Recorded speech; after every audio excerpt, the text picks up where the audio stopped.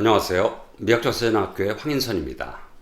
오늘은 여러분들하고 내 사진을 개선하기 위한 셀프 크리틱에 대한 기법들에 대해서 알아보는 시간을 갖겠습니다. 사진 수업을 들어보신 분들은 아시죠?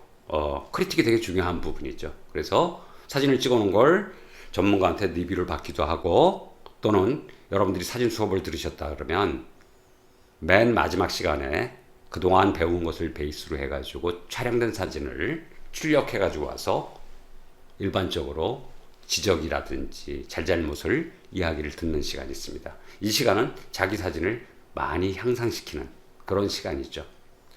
자, 일반적으로 그런 과정들이라든지 이런 크리틱 시간이 자주 있는 게 아니기 때문에 자신 스스로가 자기 사진에 대해서 냉철하게 셀프 크리틱을 받는 방법에 대한 것을 오늘 설명을 드리고자 합니다. 물론 이 방법은 제가 미학적 사진학교를 7년간 운영하면서 하나의 도표로 만들었고, 그 만들어진 도표를 베이스로 해서 자기 스스로가 자기 사진을 평가하는 그런 시간을 갖고 있습니다. 그래서 여러분들한테 이렇게 오픈하는 이유는 많은 사진인들이 조금 더 자기 사진에 대해서 객관적이고 날카로운 비평을 통해서 자기 사진 실력을 개선하는 그런 시간이 됐으면 좋겠기 때문에 이렇게 공개 강좌로 진행을 합니다. 자, 내 사진을 향상시키는 셀프 크리틱. 제가 도표를 먼저 한 장 띄웠습니다. 보이시나요? 이 도표는 크게 세 가지 요소로 나눠서 설명을 하고 있습니다. 일단 내용이 어떻는지, 내용 분석. 두 번째는 기술적인 적용 요소에 대한 분석. 세 번째는 구성에 대한 기법. 이 세 개를 제가 다시 네 가지씩, 즉 12가지 항목으로 나눠가지고 자기 스스로 채점을 할 수 있는 채점표를 하나 만들어 놨습니다. 그래서 우리 초등학교 시절로 돌아가서 수미양가로 본인 스스로의 항목을 채점할 수 있게끔 만들어 놓은 표입니다. 물론 이걸 진지하게 이제 들여다보시면 되게 재밌습니다. 예를 들어서 내용면에서는 소재 분석, 그래서 소재 선택, 내가 어떤 소재로 어떤 이야기를 하고자 해서 이 소재를 선택했는데 이게 너무 보편화되고 일반적이다, 그럼 참신성이 없죠. 이러면 본인이 양 아니면 가를 체크하셔야 되겠고요. 나는 이런 유형의 소재를 가지고 작품 테마로 구성한 사진을 본 적이 없어. 그럼 참신성이 우수하겠죠. 그럼 여러분들이 수나 우로 가시면 됩니다. 그건 본인 스스로 정하는 겁니다. 기준은. 그 다음에 주제 표현이 잘 된 것 같아, 내가 내 사진에. 그러면 역시 이것도 여러분들이 채점을 하시면 되고요. 그 다음에 내 사진에서의 이야기가 5장을 이렇게 펼쳐놨는데 이야기가 이렇게 흘러가, 스토리텔링이 있어? 그러시면 여러분들이 그것에 대해서 이게 좀 뭔가 부족한 것 같아, 훅 뛰어넘은 것 같아, 뭔 얘기하는지 몰라. 그러면 여러분들이 다시 하위 점수를 체크하시면 됩니다. 그다음에 이제 후보정도 한 가지 창작이기 때문에 후보정을 아주 정밀하게 해서 내가 표현하고자 하는 테마의 느낌이 고스란히 사진에 담겼느냐, 그럼 뭐 잘 된 것이고요. 그게 좀 엉성하다 그러면 잘 안 된 거고요. 이렇게 본인 스스로 체크할 수 있는 체크리스트입니다. 그 다음에 이제 기술적 적용 문제에 대해서 항목이 또 4개의 세부 항목으로 나눠지는데요. 첫 번째가 노출이 정확히 맞느냐 안 맞느냐. 여기서 맞는 적정 노출이라는 거는 기계가 정해준 노출이 아니고요. 본인의 시만 마음으로 바라봤던 느낌이 제대로 표현되느냐 안 되느냐. 그 다음에 주제에 대해서 내가 초점을 정확히 맞췄느냐 안 맞췄느냐. 정확히 초점거리를 선택해서 알맞는 렌즈를 써서 찍었느냐 안 찍었느냐. 또는 화면상에 어떤 노이즈나 이런 것들이 있느냐 없느냐. 이런 부분들을 여러분들이 각자 셀프로 수미양가로 나눠서 체크하시라는 얘기고요. 적의 수우가 많으시면 여러분들이 작품이 좋은 거고요. 여러분 스스로 평가하시기에. 양가가 많으면 뭔가 다시 한번 심기일전하셔야 되는 부분이죠. 세 번째 항목은 샷에 대해서 우리가 말하는 컴포지션, 구성에 대한 이야기입니다. 그래서 어떤 앵글과 어떤 크기와 또는 얼마만큼 떨어져서 찍었느냐, 시각적인 무게는 어떻고, 거기에 쓴 색의 배열은 어떻고, 다음에 배경 처리를 얼마만큼 깔끔하게, 또는 이 배경도 나중에 여러분들하고 설명을 하겠지만 배경도 내 이야기를 하는데 얼마만큼 도움이 되게 썼느냐, 이것을 베이스로 여러분들이 수미 양가를 매겨주시면 되겠습니다. 한 장 사진을 띄웠는데요. 제가 러시아에서 찍은 사진입니다. 저 포스타하고 버스 정류장에서 기다리고 있는 할머니하고 같이 찍은 사진인데요. 배경이 뭐가 되겠습니까? 자세 구성에 있어서 포스타가 되겠죠. 자, 어둠 속에 있습니다. 그런데 인물은 되게 밝은 형태의 옷을 입고 있죠. 자, 이래서 배경이 살짝 이야기를 도와주는 역할을 하느냐 안 하느냐, 뭐 이런 것도 여러분들이 보셔야 되고요. 이 사진을 놓고 여러분들은 큰 세 가지의 항목에 세부적인 체크포인트를 체크하시면 여러분들의 사진을 본인 스스로 리뷰하실 수 있습니다. 그러면 이제 상세히 이 리뷰의 요소가 어떤 게 있고, 말로 표현하지, 여기 표현은 들어가지만 뭉뚱거려져 있기 때문에 상세한 부분에 대해서 하나하나 여러분한테 설명을 드리고자 합니다. 자, 원래 비평이라는 것 자체는요, 여러분들이 빨리 하면 빨리 할수록 여러분 사진이 빨리 좋아집니다. 나는 10년 찍었는데 비평을 한 번도 안 받아봤어. 그러면 뭐 본인만 잘 찍는 거죠. 본인만. 날카로운 시선으로 어떻게 보느냐. 그런데 본인의 기준치 자체가 그 사진을 찍기 위해서 나는 이거 영화 몇 도에 3시간을 헤매다 여기를 발견하고 혼자서 그것도 삼각대 세워놓고 찍었어. 그거는 본인의 노력에 대한 부분이고요. 작품에 담겨 있는 것과 본인이 그것을 어떠한 역경을 이겨내고 찍었는지는 아무 관계가 없습니다. 무슨 얘기냐고요? 결국 사진이 말을 하기 때문에 그렇습니다. 근데 그걸 보시란 얘기죠. 객관화시켜서 보시라. 쫙 빼고 이걸 찍었을 때 생고생했어. 이 머리에 기억이 남죠. 그렇다고 그게 잘 찍은 사진이 될 수는 없다라는 말씀이에요. 그러니까 여러분들이 이 비평을 빨리 공부하면 빨리 공부할수록 여러분들의 사진은 개선됩니다. 자, 첫 번째 요소, 시각적 무게를 어디에 두고 있느냐? 시각적 무게예요. 내가 방금 찍어놓은 사진에서 사진을 뽑아놓고 보니까 시선이 왼쪽으로 가는지 오른쪽으로 가는지 그 부분에 대한 이야기입니다. 과연 내가 원하는 쪽으로 보는 사람의 시선을 보내고 있느냐? 이건 되게 중요한 부분이죠. 주제를 강조할 수 있느냐 없느냐의 문제이기 때문에 그렇습니다. 그래서 자신한테 질문하세요.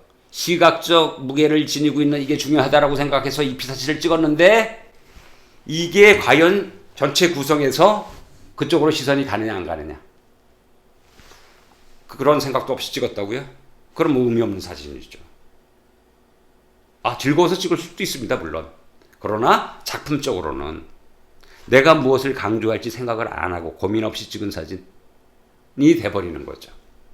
사실 창작이라는 것은 고통과 고민의 연속입니다. 그냥 이쁜 사진 찍는 거, 그건 즐기는 거죠. 그럼 기왕 사진을 시작하셨다 그러면 내가 동시대의 흐름을 내 시각으로 이야기해 줄 수 있어야 되겠죠. 그게 진정하게 카메라를 들고 여러분들이 사진을 찍는 이유여야 된다는 얘기입니다. 자, 조금 더 살펴볼게요. 빛은 어느 쪽에서 어느 쪽으로 흘렀지? 사진을 보면 여러분들이 시간이 보이죠? 시간이 보입니다. 몇 시쯤 찍은 것 같아. 빛의 그림자의 방향 이런 걸 보면은요. 그 다음에 등장하는 인물의 제스처는 어떤 제스처를 하고 있는 거야? 고개를 숙이고 있어? 아니면 당당하게 뭐 손을 흔들고 있어? 이런 거에 따라 이야기가 달라져요. 그리고 화면 안에 어떤 텍스트가 있잖아요. 기호가 있으면 인간은 글부터 읽습니다. 글부터 읽게 돼 있어요. 왜? 익숙한 문자가 들어오면 읽으려고 하는 심리가 있습니다. 그게 있느냐?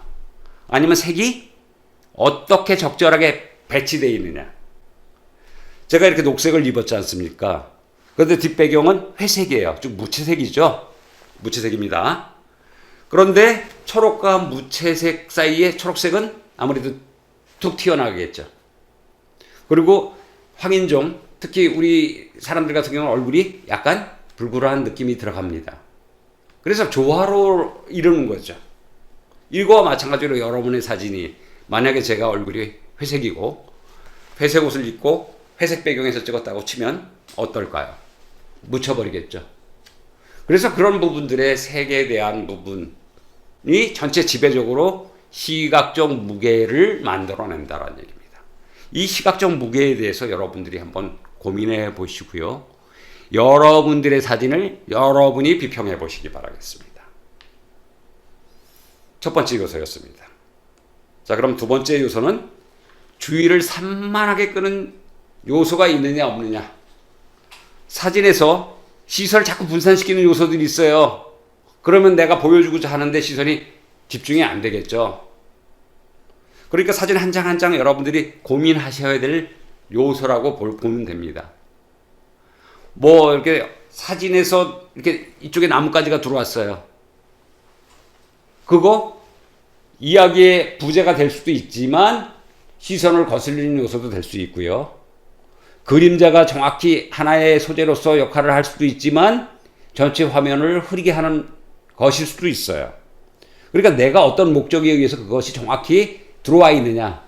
그런데 그 목적 이외의 부분들이 들어와 있다? 그건 주의를 산만하게 하는 요소라는 얘기죠. 그래서 제가 사진 한 장을 가져왔습니다.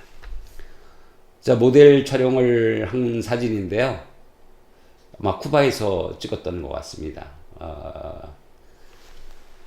기본적으로 뷰티 모델인데요. 제가 모델 위에다 짓궂게 무당벌레 한 마리하고 밑에 상표를 갖다 놨습니다. 저 부분이 여러분들이 저 모델로 향하는 시선을 방해하고 있지는 않습니까? 자, 이게 방해하고 있죠? 또 이것도 방해하고 있습니다. 그런데 이게 없이 단순하게 모델의 이미지, 저 밝은 눈빛과 표정으로 돌아가고 여인의 그 헤어 자체를 따라서 드레스로 내려오는 선을 인식시키기 위해서는 이 두 가지가 없어지면 되겠죠. 자, 세 번째는 노출과 측광은 정확하냐? 잘못된 측광으로 측광을 해놓으시면 묻히거나 또는 날아가죠. 그래서 카메라는 사실은 그냥 기계예요. 그 노출을 인지하고 자각하는 건 누구냐면 사람이에요. 그래서 얘는 강조해줘야 되고 얘는 조금 더 약화돼서 찍었으면 좋겠어 라고 결정하는 건 누구죠? 그 테마에 따라서 찍는 사람, 즉 여러분 자신입니다. 그 기계를 조작하는 건 누구의 능력이죠? 여러분들의 능력입니다. 그 대신 그 측광을 어떻게 할 것이냐. 이것도 심리적 측광이 있죠. 기계에서 잡아들이는 물론 물리적 측광도 있습니다. 그냥 오토 놓고 쓰시면 다 맞겠죠. 그런 내가 살리고 싶은 거와 묻히게 만들고 싶은 거 자체를 기계는 구분해내지 못합니다. 단지 여러분 스스로가 하셔야 되는 거죠. 그래서 이 측광을 잘못하시면 계산이 잘못되는 부분이 있어요. 그래서 뭐 평가 측광을 즐겨 쓴다. 안 바꾸시는 분도 있어요. 중앙 측광에 한번 세팅을 해놓고 나서 안 바꿔. 그거는 아니죠. 내가 어떤 걸 찍는데 이걸 살려줘야 돼. 그럴 땐 측광을 바꾸셔야죠. 그래야 내가 표현하고자 하는 이미지가 올바르게 표현됩니다. 물론 보정이라는 훌륭한 도구가 있어서 포토샵에서 조금만 조절을 하시면 되겠죠. 그런데 원반 불변의 법처럼 잘못 측광을 해놓은 것들은 올려도 날아갑니다. 그래서 여러분들이 그런 거 한번 고민을 해보십사라고 해서 제가 샘플 사진, 자, 일부러 저 뒤에 발색, 노을의 발색의 부분을 살리고요. 앞에는 실루엣으로 했습니다. 반대로 꼬마 아이 사진은 빛이 떨어지는 자리죠. 기둥에서 빛이 떨어지는데 그 그림자 부분하고 얼굴과 기둥의 패턴 부분을 살린 거고요. 맨 오른쪽 사진도 역시 홍콩에서 찍은 사진인데 웨딩 촬영을 하고 있는 부부의 뒷모습을 찍었는데요. 빛이 한쪽으로 떨어지죠. 자, 저런 부분들을 정확하게 측광으로 잡아내시면 원판에서 조금만 손을 대시면 본인이 원하는 느낌을 받아낼 수가 있다는 거죠. 그 다음에 네 번째는 다른 초점 길이를 통해서 더 좋아 보이는 부분들이 있는데 그것을 내가 잘못하고 있는 건 아닌지. 즉, 주제에 가까이 다가가서 내가 밀착해서 찍은 건지 뒤로 떨어져서 저 밑에서 당겨서 찍은 건지는 사진이 말을 해줍니다. 그 부분들이 여러분 스스로가 어떤 거리, 피사체와의 얼마만큼의 거리를 유지하고 어떤 렌즈를 쓸 것이냐는 여러분들의 결정입니다. 우리가 왜곡이 있죠. 렌즈에 망원은 멀리 있는 것도 가깝게 당겨오죠. 붙이죠. 이렇게 붙여버립니다. 반대로 광각으로 찍어놓으면 앞에 있는 건 크게 확대하고 뒤에 있는 건 작게 해서 거리를 확 떨어뜨려 버리죠. 그걸 인위적으로 여러분들은 주제에 맞춰서 쓰실 필요가 있다는 얘기예요. 주제에 맞춰서. 물론 그리고 이런 부분들을 어떻게, 물론 심도라는 걸 이용해서 찍기도 하고요. 오른쪽 그림은 제가 그 홍대에서 락밴드 공연하는 걸 찍었는데 광각으로 앞에 가까이 대놓고 찍어놓으니까 기타는 되게 커 보이고 노래하는 싱어는, 로커는 되게 가운데로 가 있고. 이제 이런 식으로 여러분들이 이제 어떻게 쓸 거냐 이거죠. 이게 체크리스트 안에 있는 내용들이에요. 이 말씀 못 드린 체크리스트 안에 적정한 렌즈를 쓰고 있느냐? 뭐 이런 거의 항목에 해당된다라고 보시면 돼요. 그 다음에 이제 뭐 누누이 얘기하는 배경에 대한 부분들을 얘기할게요. 물론 사진을 구성하는 여러 가지 요소들이 다 중요하죠. 그런데 프레임 안에 구성되어 있는 건 한정되죠. 왜냐면 우리는 그걸 선택하기 때문에. 내가 사각의 궤 안에, 프레임 안에 무엇을 넣고 무엇을 뺄 것이냐. 그래서 뭐 뺄셈의 미학이라고 사진을 얘기를 합니다. 많이 빼낼수록 임팩트가 강해진다는 얘기겠죠. 그렇다고 무한정 빼낼 수는 없습니다. 배경에 걸리는 것들이 있잖아요. 그럼 그 배경을 내가 앞에 있는 주제와 어떤 식으로 충돌을 시켰을 것인지 이건 여러분들이 고민하셔야 될 부분이에요. 그래서 제가 간단하게 배경을 4가지 유형으로 나눠서 말씀드립니다. 이렇게 사진 강의하면서 이런 얘기 해주는 사람 아무도 없어요. 대한민국에. 올리 미학적 사진학교에서만 이런 것을 토대를 익힙니다. 그래서 2년만 되면 개인전 하는 거예요. 자기 사진 만들어내는 겁니다. 자, 4가지 요소를 한번 볼게요. 사진으로 먼저 보겠습니다. 자, 백그라운드에 대한 부분입니다. 주연 부분이 앞에 있는데 뒷부분은 조연의 역할을 하는 거죠. 배경이 무슨 역할을 한다고요? 조연의 역할을 하는 배경이 있을 수 있어요. 다음에 빛으로 표현되는 배경이 있을 수 있어요. 여러분들이 뭐 연인들이 걸어가는 모습에 큰 노을진 배경으로 찍었어. 그럼 노을지는 그 빛이 바로 배경이에요. 그 다음에 선으로 이루어진, 우리 기하학적으로 말해서 선으로 이루어진 배경이 하나 있습니다. 그 다음에 카라로 이루어진 배경이 있죠. 크게 배경은 이렇게 4가지입니다. 물론 잘 여러분들이 이걸 어떻게 갖다 쓰느냐에 따라서 여러분들의 사진의 주제는 다릅니다. 즉, 이 배경을 여러분들이 선택하는 이유는요, 배경에서 시각적 무게와 주의를 산만하게 하는 것을 어떻게 하면 요소별로 딱 정리를 할 것이냐 하는 요소가 하나가 있고요. 내 사진이 얼마만큼 함축적으로 주제를 이야기하게끔 해주느냐. 이런 2가지 이유 때문입니다. 그래서 이 배경에 대해서 여러분들 스스로가 고민해 보는 것도 한 가지 방법이라고 생각합니다. 자, 여기까지 이제 셀프 크리틱에 대해서 전반부에 대한 말씀을 드렸고요. 시간이 너무 길어서 저한테 문자가 왔습니다. 좀 짧게 여러 편 끊어서 만들어 달라고. 그래서 요번엔 여기서 끊어가고요. 나머지 5가지 사항은 2부에서 말씀드리도록 하겠습니다. 감사합니다.